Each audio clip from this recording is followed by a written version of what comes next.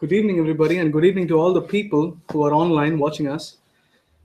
Thank you so much. It's been awesome to have you all here. So my name is Raman, and I work as a talent officer, which means I work with small-scale companies or small, newly developed young startup companies, as we say, companies that are evolving into big global companies. So I help those kind of startup companies with recruitment. And I work with an incubator called Sting, and we help around 100 plus startups in our network, and I help them with recruitment. So that's what I do. And as you can see from my tone of skin and voice, I'm not from Sweden. I'm from a country called India, India, they call it. So I'm from India. I came to Sweden in 2010, and I moved to France in the middle. So it's been 3.5 years in Sweden. And to look at this job market as a foreigner, it is amazing because it's extremely tricky for anybody who is not from this part of the world. Because the job market, how a job market works in a country is closely related to its culture. So if you remove the Swedish culture from the equation and just look at the job market, it is confusing. You don't understand anything. But if you try to understand the Swedish culture, the way the culture works, and then try to understand the job market, then everything falls in place. So this evening, we're going to talk about how to get the job in Sweden. Not just a job, the job in Sweden. Because that's where the trick is. Because finding a job in Sweden is super difficult. But finding the job that you want, is much easier. So I hope that everybody here who are looking for jobs has at least tried something to get a job. It could be sending CV to some recruiters, giving them a call, or applying online, whatever. The good thing is if you've tried something, I'm happy that you've started trying. It may not work all the time, or it may not have worked at all in many of your cases, but it's good that you started trying it, because only then you realize how tricky it is. And only then you start to have questions on how this works. So most of us, like myself, when I came here, I thought the job market works like this. So it's me, I have a resume, that is a job, I apply and I get the job. I wish the world was that easy. Actually, this is what most people who are looking for jobs think, that if they could build a resume that matches the requirement and they could apply for a job, they get it. But that's just a tip of the iceberg. You need to understand what I call the recruitment life cycle. Like, what is a recruitment? How does it work in this country? What do people do behind the screens? Like, what does a recruiter myself do? To understand. So I broke down the recruitment into 7 stages or 7 steps. First, there is a business requirement. I repeat, there is a business need that requires a talent, or there is a talent need for a business. That is step 1, where a job is born. And step 2, we ask our network, is there anybody who matches that requirement? Step 3, we create a job ad. If that didn't work, then we create the job ad and we market the job ad in different networks. We get applications, that is a selection and interview process, there is negotiation and contract, and you get a job. So I'm going to go through each of the steps one by one to talk in detail what is happening there. So step 1, the need. So this is the most important step, if you ask me, in the job process. Because every job that you see in the market out there is because there is a business need that it has to solve. So you are applying for a job just to solve the business need that has created that job. So this need is where everything comes down to see if you get selected or not. So that need can be because the company, let's say there is a company called XYZAB, and that company has identified some new clients because they need an extra person or extra talent, or they have identified new markets or new customers, or somebody left the company and they are trying to find a replacement. The reason can be anything, but it's good to know or good to be curious about the reason or the need behind the job. And also for a reference, we have to always think a step deeper than what we see. Even though we see a job in a company, what is actually behind that is a requirement in a team. A team has a specific requirement and skill for which they are looking for an extra teammate who has that skill, who could work with the team. So finally, everything comes down to one team looking for one teammate with specific set of skills, and that is the job that you're applying to. So even though it looks like a company, it looks like a job, everything comes down to you being one more teammate in a team that is doing something and they need some extra help. So this is step one, the need. Step two is, as a recruiter in a company, XYZ, for example, so that company, when they have a recruitment, when the team has a recruitment need, like I said, when the team needs another team member, the team immediately notifies the recruiter in the company. And the recruiter and the team, they start to look at their network. And when I say at their network, it can be their previous applicants, people who have applied to that same position or similar position in their company before, or their LinkedIn connections. Like Kirsten said, look at their own network to see if there is any of their friends or fellows in their LinkedIn connections who matches the requirements. Facebook or other employees referral. If I work in that company and I say I have a friend who matches the requirement. So this is where we ask first. We ask the network, because asking the network is 1, easy, 2, fast, 3, more trustable. So trust is a key factor that everybody needs to know in this country, because it's a small country and everybody is so connected in the city that trust is really important. And I trust people in my network. I trust people I have worked with. I trust people I know. So trust is key. So that's why whenever a business need or a job need arises, immediately people ask their network to see if anybody is available, because that solves the problem in a flick. So if that didn't work, or if that's not satisfactory enough, only then we create a job ad. And if you look at a job ad, every job ad will have at least 4 segments. Segment 1, we could say about the skills they're looking for. This is the segment that we always look into. We always think that if the skills match the skills that we have in our resume, most of the problem is solved. Actually, that's just a small problem that you solve when your skills match the requirement. So skills is one segment in a job ad. Other segment of the job ad is the validation that they state. For example, a job ad for front-end developer would look like they would ask for the skills, HTML, CSS, JavaScript, AngularJS, all these fall under the skill requirement. Validation requirement will be, do you have 2+ years of experience as a front-end developer? Have you done any freelancing projects? Do you have a portfolio? All these come under validations that they state. And 2 parts that most people who apply for a job ignore to read is about the company or the team and about the position that they talk about in the bottom of the job ad, which is super key, because every single information about the company and about the position that you can get defines you or differentiates you from the other person who doesn't read that. The more information you read about the company and the position, the more probability you get to get closer to the target. So that is step 3. So step 1, we identify the need. We have a recruitment need. Step 2, we ask the network. Step 3, we have a job ad. And 4, of course, we market the job ad, which means we share the job ad everywhere. So where do we share? Again, comes back to the same networks that I told before. We share it with the previous applications. They get a notification automatically through the system. And then we share it with the LinkedIn groups that are related to the job. We share it with the Facebook groups that are related to the interest. We ask other employees to refer if they know somebody. And as an extra, we also share it in some recruitment portals, which including LinkedIn, Career Builder, Monster, or different recruitment portals in which we share.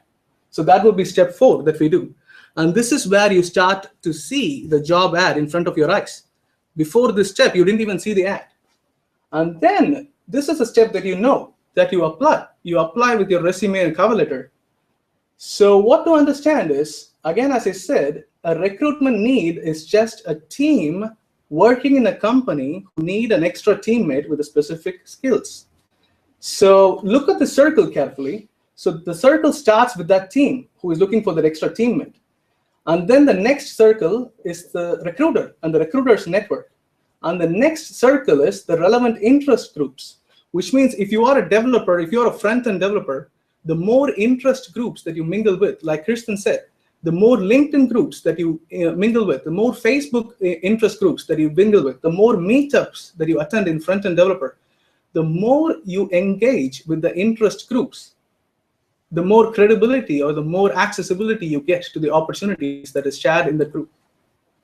And that is an extra validation. So the closer you are to the inner circle, the closer you are to the team. If you know somebody in the team, if you had a cup of coffee with a guy who is in the team, who is looking for the next teammate, or if you had a lunch with a recruiter who is recruiting, so every step closer to the inner circle gets you the job. So the closer you are to the inner circle, the closer you are to your dream job. And that's it. And that's what you need to aim in the process. And finally, step 6, before the contract part, the step 6 is the selection process. This is where all the tests, interviews, and everything happen, the selection process from the applications. And everything comes down to one simple point. If you could prove that you can add value to their business, you get a job. It's not your skills you're selling, it is what your skills can do to their company is what you're selling. Like Kirsten said, it's not your story, it's their story, and you play a part in it. If your part is good, you get the shot. Otherwise, you don't. So the goal is to prove that you add value to their business. And for that, you can't do that without knowing about their company, about their business, and about their team. The more you know about them, the more you can draft the story in a way that is more trustable, that is more credible, that is more detailed. And then your part fits in and you get a job. So selection process comes down to that. It's their business and the value you add to that.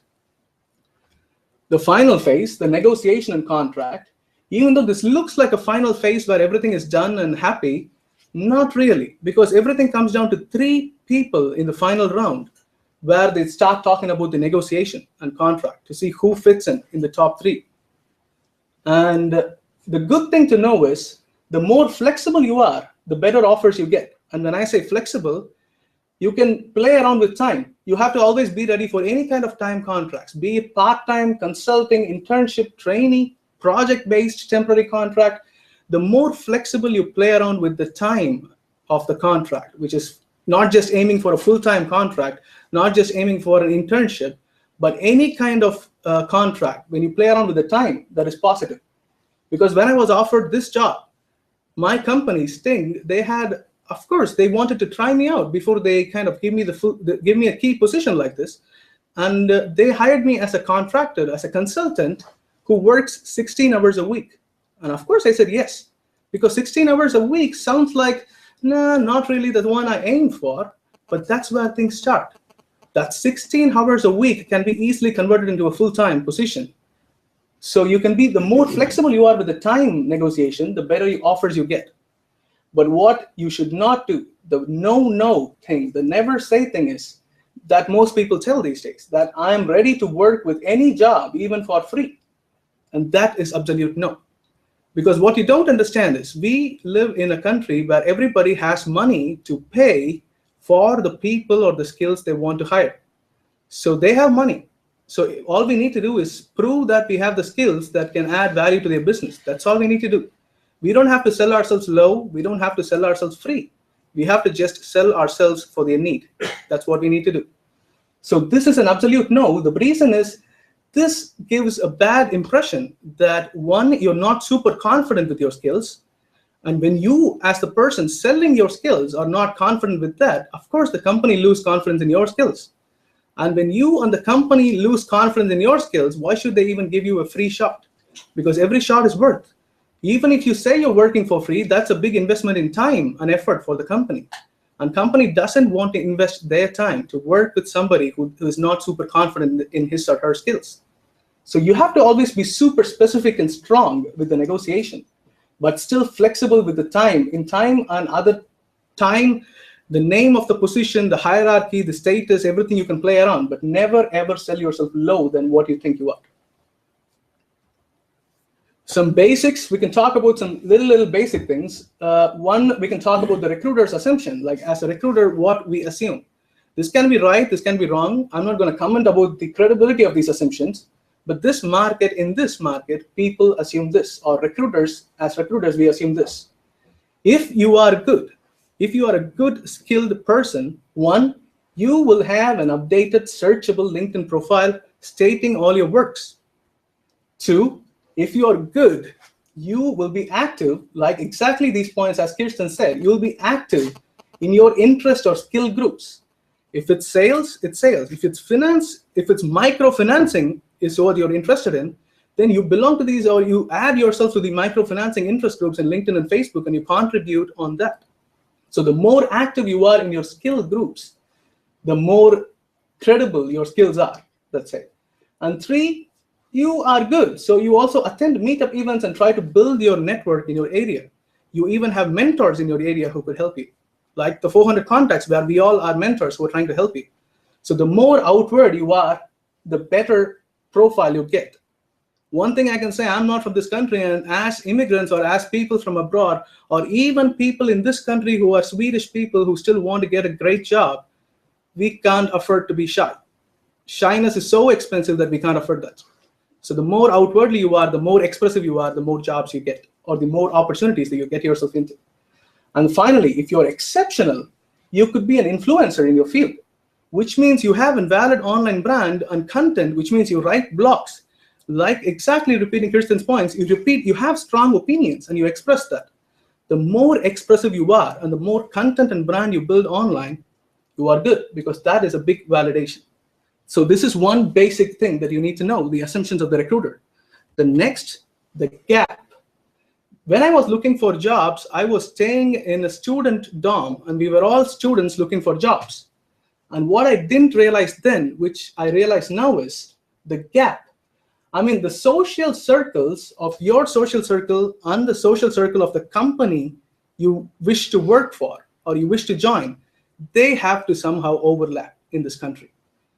If your social circle is just your friends, family, neighbors, and other people who are looking for jobs, then of course your social circle will never ever overlap with the social circle of your dream company or its recruiters or the interest groups of the field. So always think how overlapping the social circle of your dream company and your social circle can be. This is good to know. And other basic fact is truly basic. What is a resume? Most people think just putting all their education in the education sector and all their experience in the experience segment makes a resume. No, it doesn't. It doesn't communicate anything. A resume has 2 segments, skills and validation. First, talking about skills. When I say skills, your resume must list specific set of skills that makes some sense together. If I say I am a developer, I can have skills in programming, in languages, but it cannot have construction workers or pipelining or plumbing. Even though it's a good skill, they don't go together. So what does your skill communicate cohesively together is important. And then how do you map it with a validation? Like if I say I have a skill, if I say I am a developer, for example, what kind of validation do I have to map it with the development skills is the next step. So here you can be super creative, because validation is anything that demonstrates that you have that skill or that proves that you have that skill. So this can be experience, projects, education, academic degrees, online courses, freelancing, blogs, events like hackathon where you can participate and win prizes, online tests, anything. Be super creative to prove that you have that skill anyway and add it or map that skill with that validation in your resume, because that's all a resume is. Then, of course, this is key. You have to build your network. And how to network, I just wrote 2 main points actually here. One point is the more curious you are about others, the more curious others will be about you. So in a networking event, when you go and talk to someone, the more questions you ask about that person's work, that person's company, that person's future projects, finally, you reach a point where that person starts to be curious about you. Who is this person asking me all about that? What is your dream? What is your skills? Only then it's networking. So the no-do, or the one you cannot do, is never ask or expect an early commitment. Like, hi, my name is Raman. I have this much skills. Do you have an internship in your company? That is a real early commitment. And nobody will help you with that. And you can see this problem of early commitment when you go to job fairs. When everybody who meets at a company at a job fair immediately asks, I want a job, and the job fair person who is in the stall would say, go online and apply, which means they're not ready to talk about that early commitment. So the goal of the networking is to get to know more about the person you're talking, so the person's curious about you. And the next goal is to get more information that you can get. The more information that you can get about a person, about a company, about an industry, the more information you get, the better you can use it for your advantage. So the goal of your networking is just two things. Get curious about a person and get to know more about the person that the person can ever know about you, because then you have an advantage. So what can be your next step? First, figure out your interest, because you can't be a person who is ready for any job, because that doesn't work. Then you're not ready for any job. So you have to figure out your interest. It may be difficult, but definitely worth it. Figure out exactly specific list of positions or jobs or area that you want to work with. 2, find LinkedIn profiles of professionals in your interest area and study their strengths, their skills and work, and how they have progressed in their careers. Study their profiles of professionals in your area. 3, engage with networking events and try to build your network. Try to know more about the industry, field, and of course the Swedish work culture and Swedish culture itself, which are so closely bundled. And 4, of course, follow Kirsten's idea, build a rock solid online profile based on your interests that is searchable by 1,100 plus recruitment companies that are in Stockholm. In Stockholm, there are more than 1,100 recruitment companies. Everybody is looking for talents like you. And in the whole of Sweden, there are around 2,300 plus recruitment companies. So one online profile that is searchable and valid opens you up to these many people who can search and give you opportunities. And 5, get in touch with different organizations and apps that is currently trying to help you and stay connected. So we love you so much. Glad you're here with us today. Thank you so much.